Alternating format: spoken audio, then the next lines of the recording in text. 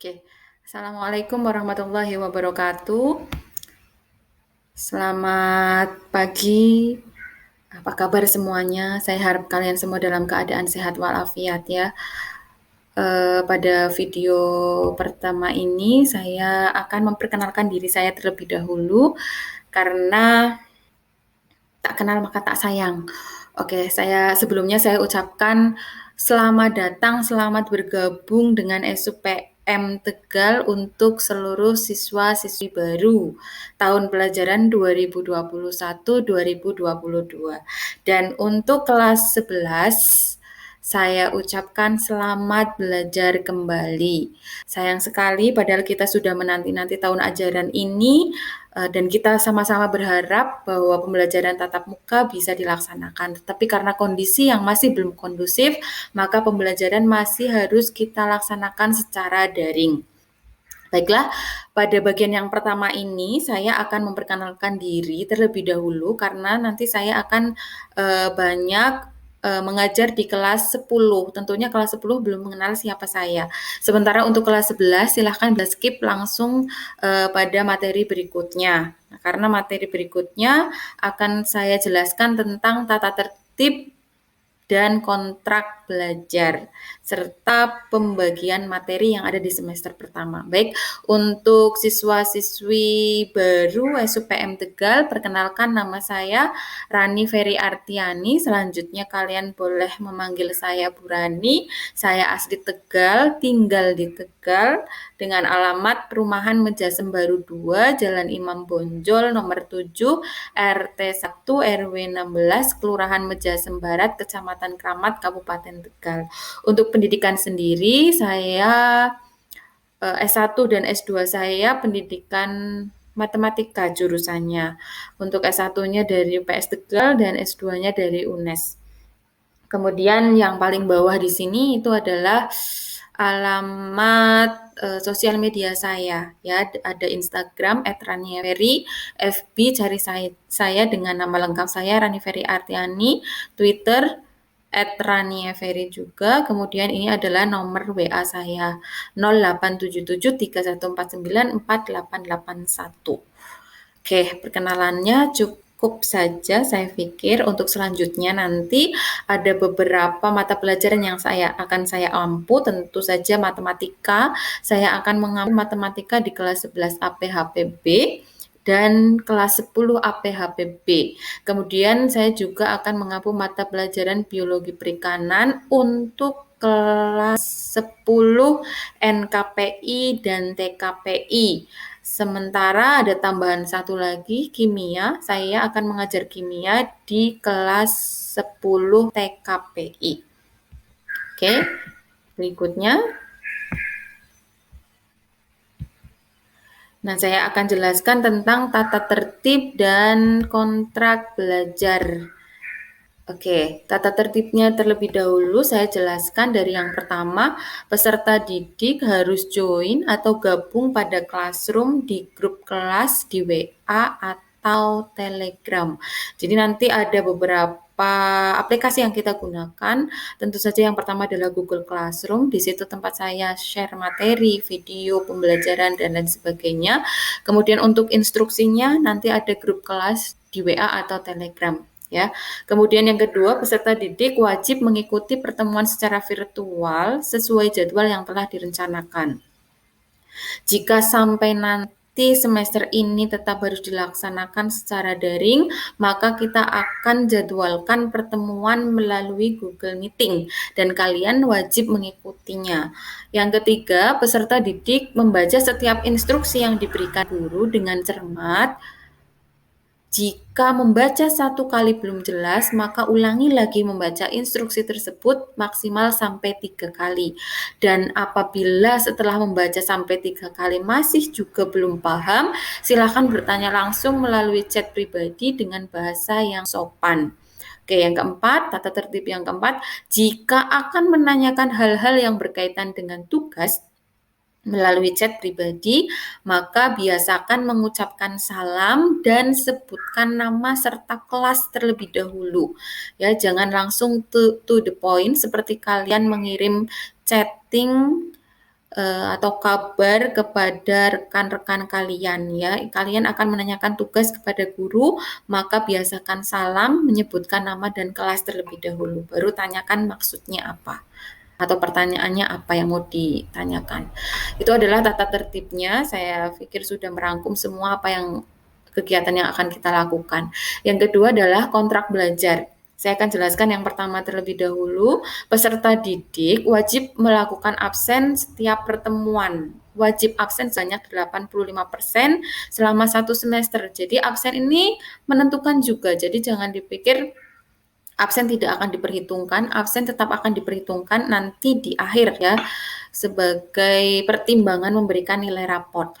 Kemudian yang kedua, peserta didik harus mengerjakan setiap tugas yang diberikan. Ya, baik itu kuis melalui live worksheet nanti, atau kuisis, atau Kahoot, atau tugas melalui Google Classroom, kalian wajib mengumpulkannya ya, harus lengkap nanti. Karena selalu akan saya nilai setiap kali saya memberikan tugas. Kemudian yang ketiga, peserta didik harus mengikuti PTS dan PAS. PTS itu penilaian semester, PAS itu adalah penilaian akhir semester. Nilai akhir diambil atau nilai rapor diambil dari rata-rata absensi, nilai tugas atau nilai ulangan harian, nilai PTS dan nilai PAS ya. Jadi saya perlu memberitahukan bahwa nilai raport itu tidak serta-merta jadi, tapi itu ada riwayat penilaiannya, yaitu dari rata-rata absensi harus 85%, nilai tugasnya harus lengkap atau nilai ulangan harian harus ada, nilai PTS dan nilai PAS. Untuk KKM-nya saya menetapkan KKM Matematika, Kimia, dan Biologi Perikanan itu 78. Jadi yang belum mendapatkan 78 wajib perbaikan sampai mendapatkan nilai tersebut. Oke, yang berikutnya. Oke, saya akan menjelaskan tentang pemetaan materi. Oke, yang pertama terlebih dahulu untuk materi matematika semester gasal kelas 11 APHPB. Oke, ada 4 bab yang harus kita selesaikan di semester 4 yang menjadi tagihan kita. Bab yang pertama adalah logika matematika. Ini kita rencanakan akan ada 4 pertemuan. Di pertemuan keempat itu ada evaluasi. Kemudian di pertemuan 1 pembagiannya seperti ini, kita akan membahas tentang pernyataan dan bukan pernyataan, ingkaran, konjungsi, disjungsi, implikasi, dan biimplikasi. Pada pertemuan kedua yang akan kita bahas adalah converse, inverse, dan kontraposisi, dan pertemuan ketiga itu ada penarikan kesimpulan. Bab yang kedua, program linier, itu juga kita rencanakan ada 4 kali pertemuan. Di pertemuan ke-8 atau pertemuan keempat untuk bab ini, itu ada evaluasi. Sementara pada pertemuan kelima ya atau pertemuan pertama dari bab 2 itu kita akan membahas tentang pengertian program linier. Pertemuan ke-6-nya nilai optimum, fungsi objektif, dan sistem pertidaksamaan linier. Pertemuan ke-7-nya aplikasi program linier. Bab yang ketiga itu adalah matriks.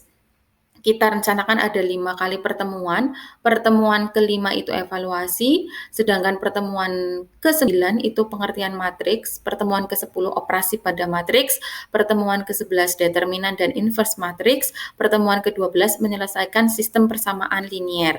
Pada bab yang terakhir atau bab yang keempat itu materi tentang barisan dan deret. Pertemuan ke-14 akan kita bahas barisan dan deret aritmatika, pertemuan 15 barisan dan deret geometri, dan pertemuan terakhir ada evaluasi. Nah, ini adalah materi-materi yang akan kita pelajari di kelas 11. Baik, untuk selanjutnya adalah pembagian materi atau pemetaan materi untuk matematika kelas 10 APHPB. Ada 3 bab yang harus kita selesaikan. Yang pertama adalah persamaan dan pertidaksamaan linier satu variabel yang memuat nilai mutlak. Ini nanti kita rencanakan ada 3 pertemuan. Pertemuan ketiga itu evaluasi. Pertemuan pertamanya persamaan dan pertidaksamaan linier. Pertemuan kedua nilai mutlak. Kemudian yang bab kedua adalah SPLTV, sistem persamaan linier 3 variabel. Ini kita rencanakan ada 4 pertemuan. Di pertemuan ke-7 itu ada evaluasi. Pertemuan keempat, metode menyelesaikan sistem persamaan linier 2 variabel. Yang pertemuan kelima, aplikasi sistem persamaan linier 3 variabel, pertemuan ke-6, aplikasi sistem persamaan linier 3 variabel. Bab yang terakhir adalah fungsi. Ini ada pertemuan ke-8, relasi dan fungsi. Pertemuan ke-9 itu materi fungsi linier. Pertemuan ke-10 fungsi kuadrat. Pertemuan ke-11 operasi aljabar pada fungsi. Pertemuan ke-12 itu inverse fungsi. Dan pertemuan ke-13 komposisi fungsi. Serta pertemuan terakhirnya adalah evaluasi. Ini adalah materi kelas 10 APHPB mata pelajaran matematika. Yang berikutnya akan saya jelaskan adalah materi kimia untuk kelas 10 TKPI. Ini ada 4 bab juga. Di bab pertama itu adalah pengenalan ilmu kimia. Nanti kita akan bagi menjadi 4 kali pertemuan. Pertemuan keempatnya evaluasi. Dan pertemuan pertamanya akan kita bahas materi tentang ruang lingkup kimia, manfaat belajar ilmu kimia, hubungan ilmu kimia dengan ilmu pengetahuan lainnya, dan peranan ilmu kimia dalam kehidupan dan perkembangan iptek. Kemudian ini ada pertemuan kedua, kita akan bahas tentang materi dan energi. Kemudian sifat materi. Pertemuan ketiga penggolongan materi dan perubahan materi dan penggolongan materi. Di bab yang kedua itu struktur atom dan sistem periodik. Ini ada 5 pertemuan. Pertemuan ke-9 itu evaluasi. Sementara pertemuan kelimanya akan kita bahas perkembangan teori atom. Pertemuan ke-6 partikel, penyusun inti atom, dan komposisi atom dan ion. Kemudian di pertemuan ke-7 ada konfigurasi elektron, perkembangan dasar pengelompokan unsur. Pertemuan ke-8 ada sistem periodik unsur dan sifat-sifat periodik unsur. Oke, bab yang ketiga itu ada 3 pertemuan. Pertemuan ke-12-nya itu adalah evaluasi. Pertemuan 10, aturan oktet dan lambang Lewis, ikatan ion dan ikatan elektrokovalen. Pertemuan ke-11 ikatan kovalen dan ikatan logam. Sedangkan untuk bab yang terakhir, bab 4 larutan elektrolit dan non-elektrolit. Pertemuan ke-13 akan kita bahas larutan, itu sendiri apa, kemudian larutan elektrolit dan non-elektrolit. Dan yang terakhir, pertemuan ke-14 itu ada evaluasi dari bab 4. Baik, itu ada materi kimia untuk kelas 10 TKPI. Untuk yang berikutnya adalah biologi perikanan. Materi biologi perikanan ini untuk kelas 10 nautik dan teknika. Bab yang pertama itu adalah morfologi ikan. Pertemuan 1, 2, 3 akan kita bahas tentang morfologi ikan dan evaluasi akan kita laksanakan di pertemuan keempat. Bab yang kedua itu anatomi tubuh ikan. Pertemuan 5, 6, dan 7 akan kita selesaikan tentang anatomi tubuh ikan dan pertemuan ke-8-nya ada evaluasi. Kemudian bab yang ketiga jenis-jenis ikan. Maka akan kita rencanakan 4 pertemuan. Pertemuan 9, 10, 11 itu kita bahas materinya terlebih dahulu dan evaluasi ada di pertemuan ke-12. Bab keempat itu klasifikasi ikan berdasarkan bentuk dan ukuran. Ada 3 pertemuan. Pertemuan 13, 14 kita selesaikan materinya tentang klasifikasi ikan berdasarkan bentuk dan ukurannya. Sementara pertemuan terakhir ke-15 itu ada evaluasi untuk bab 4. Baik, demikianlah penjelasan saya di awal tentang perkenalan dan pemetaan materi. Jadi materi apa saja yang harus kalian pelajari dan ini bisa kalian jadikan dasar nanti untuk belajar ya. Jadi saya ucapkan yang terakhir ini di video ini saya ucapkan tetap semangat belajar meskipun harus melalui daring, ya usahakan selalu mengikuti pembelajaran yang dilakukan oleh setiap guru. Dan kita sama-sama berdoa semoga keadaan ini cepat membaik sehingga kita bisa bertemu tatap muka di sekolah. Baik, ini video saya akhiri dulu. Untuk materi hari ini akan dilanjutkan di video selanjutnya. Saya ucapkan terima kasih sekali lagi atas perhatiannya. Tetap semangat.